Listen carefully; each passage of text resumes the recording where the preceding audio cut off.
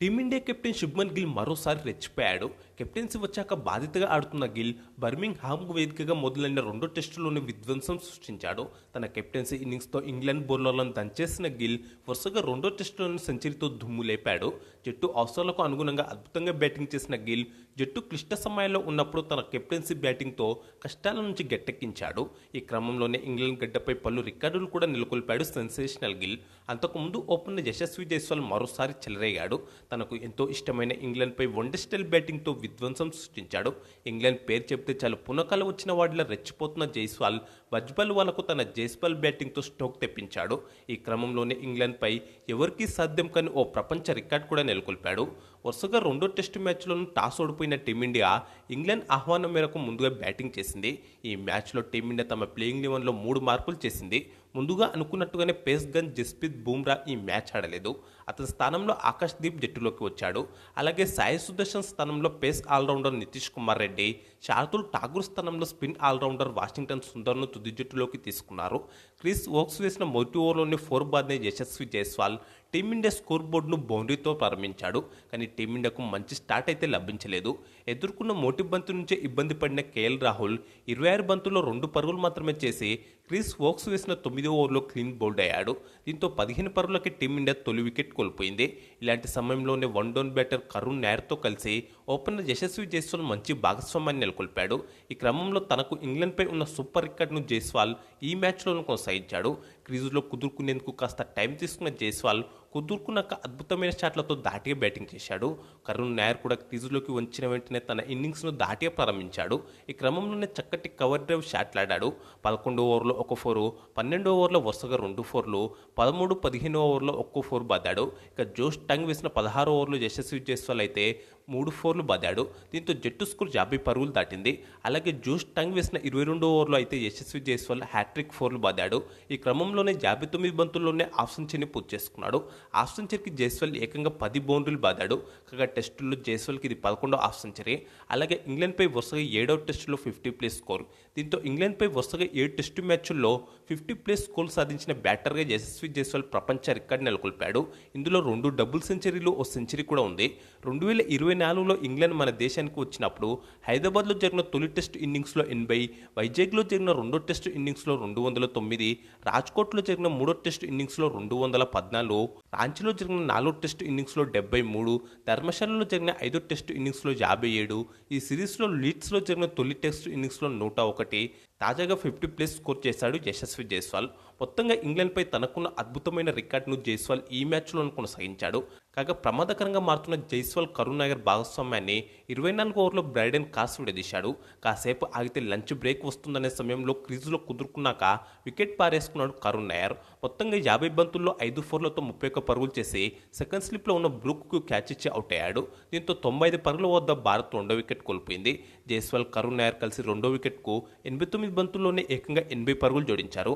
One day స్టైల్లో పరుగులు రాబట్టారు. ఇక లంచ్ బ్రేక్ విరామ సమయానికి భారత జట్టు 25 ఓవర్లలో 2 వికెట్ల నష్టానికి 98 పరుగులు చేసింది. 62 పరుగులతో యశస్వి జైస్వాల్ 1 పరుగుతో గిల్ క్రీజ్లో ఉన్నారు. తొలి సెషన్ను 2 జట్లు సమానంగా పంచుకున్నాయని చెప్పుకోవాలి. లంచ్ బ్రేక్ అనంతరం సెకండ్ సెషన్లో జైస్వాల్, గిల్ చక్కగా బ్యాటింగ్ చేశారు.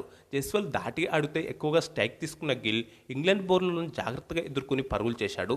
ఈ క్రమంలోనే జైస్వాల్ సెంచరీ చేస్తాడేమో అనిపించింది. కానీ ఇలాంటి సమయంలోనే పార్ట్నర్షిప్లను బ్రేక్ చేయడంలో మంచి రికార్డున్న బెన్ స్టోక్స్ బౌలింగ్కు వచ్చాడు. తనకున్న సూపర్ రికార్డును కొనసాగిస్తూ ఈ భాగస్వామ్యాన్ని విడదీశాడు.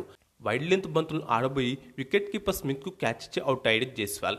దీంతో 161 పరుగుల వద్ద టీమిండియా మూడో వికెట్ కోల్పోయింది. గిల్, జైస్వాల్ కలిసి 130 బంతుల్లో 66 పరుగులు జోడించారు. మొత్తంగా 107 బంతులు ఎదుర్కొన్న జైస్వాల్ 81 స్ట్రైక్ రేట్తో 87 పరుగులు చేశాడు. జైస్వాల్ ఇన్నింగ్స్లో 13 4లు ఉన్నాయి. 50+ పార్ట్నర్షిప్ను బ్రేక్ చేయడం 50 ఇన్నింగ్స్లో స్టోక్స్కి ఇది 26వసారి. అనంతరం క్రీజ్లోకి వచ్చిన రిషబ్ పంత్ స్పిన్నర్ షోయబ్ బషీర్ వేసిన 51 ఓవర్లో స్టంపట్ అయి అద్భుతమైన సిక్సర్ బాదాడు. టీ బ్రేక్ సమయానికి భారత జట్టు 3 వికెట్ల నష్టానికి 182 పరుగులు చేసింది. 42 పరుగులతో గిల్, 14 పరుగులతో పంత్ క్రీజ్లో ఉన్నారు. 28 ఓవర్ల పాటు సాగిన సెకండ్ సెషన్లో 84 పరుగులు రాగా ఒక్క వికెట్ పడింది. దీంతో సెకండ్ సెషన్లో మన జట్టు డామినేట్ చేసిందనే చెప్పుకోవాలి.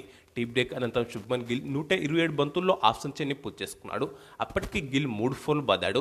ఈ క్రమంలోనే జట్టు స్కోర్ కూడా 200 దాటింది. కానీ 61 ఓవర్ల స్పిన్నర్ షోయబ్ బషీర్ వేసిన బంతిని లాంగ్ ఆన్లో పంతు భారీ షాట్ ఆడాడు. అక్కడ ఫీల్డింగ్ చేస్తున్న జాక్ కాలేకు దొరికిపోయాడు. దీంతో 208 పరుగుల వద్ద టీమిండియా 4 వికెట్ కోల్పోయింది.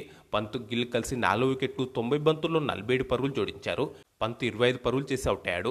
క్రిస్ వోక్స్ వేసిన ఆ తర్వాతి ఓవర్లోనే ఒకే ఒక్క పరుగు చేసిన నితీష్ కుమార్ రెడ్డి క్లీన్ బౌల్డ్ అయ్యాడు. దీంతో 3 వికెట్ల నష్టానికి 208 పరుగులతో స్ట్రాంగ్గా కనిపించిన టీమిండియా ఒక్క ఓవర్ వ్యవధిలోనే 211 పరుగులకు సగం వికెట్లు కోల్పోయింది. దీంతో మొదటి టెస్టులో మాదిరిగా టీమిండియా ఇన్నింగ్స్ మళ్ళీ ఏమైనా కూలుతుందేమోనన్న టెన్షన్ మొదలైంది. కానీ ఇలాంటి సమయంలోనే captain Shubman Gill, senior allrounder Ravindra Jadeja అద్భుతమైన భాగస్వామ్యాన్ని నెలకొల్పారు. ఇంగ్లాండ్ బౌలర్లను సమర్థవంతంగా ఎదుర్కొన్న వీరిద్దరూ తొలి రోజు ఆటలో మొత్తంలోనే అత్యధిక భాగస్వామ్యాన్ని అజేయంగా నెలకొల్పారు. ఎక్కడ చిన్న మిస్టేక్ కూడా చేయకుండా చాలా బాగా బ్యాటింగ్ చేశారు. ఈ క్రమంలోనే కొత్త బంతి తీసుకోవడానికి ముందు రూటు వేసిన 80 ఓవర్లో స్వీప్ షాట్లతో లెగ్ సైడ్ వైపు వరుసగా 2 ఫోర్లు కొట్టిన కెప్టెన్ శుభ్మన్ గిల్ 199 బంతుల్లో సెంచరీని పూర్తి చేసుకున్నాడు. గిల్ సెంచరీ ఇన్నింగ్స్లో 11 ఫోర్లు ఉన్నాయి. 51 నుంచి 100 పరుగులు చేయడానికి గిల్ 73 బంతులు తీసుకున్నాడు. ఈ గ్యాప్లోనే 8 ఫోర్లు బాదాడు. కాగా టెస్టుల్లో గిల్కి ఇది 7వ సెంచరీ. కెప్టెన్గా వరుసగా 2వ టెస్టులోనూ సెంచరీ చేశాడు గిల్. అన్ని ఫార్మాట్లలో కలిపి 16వ సెంచరీ. దీంతో టీమిండియా తరపున 25 ఏళ్ల వయసులోపే అత్యధిక సెంచరీలు చేసిన 3వ భారత బ్యాటర్గా గిల్ నిలిచాడు. అలాగే ఇంగ్లాండ్ గడ్డపై అజారుద్దీన్, విరాట్ కోహ్లీ తర్వాత 2 సెంచరీలు చేసిన భారత కెప్టెన్గా గిల్ ఘనత వహించాడు.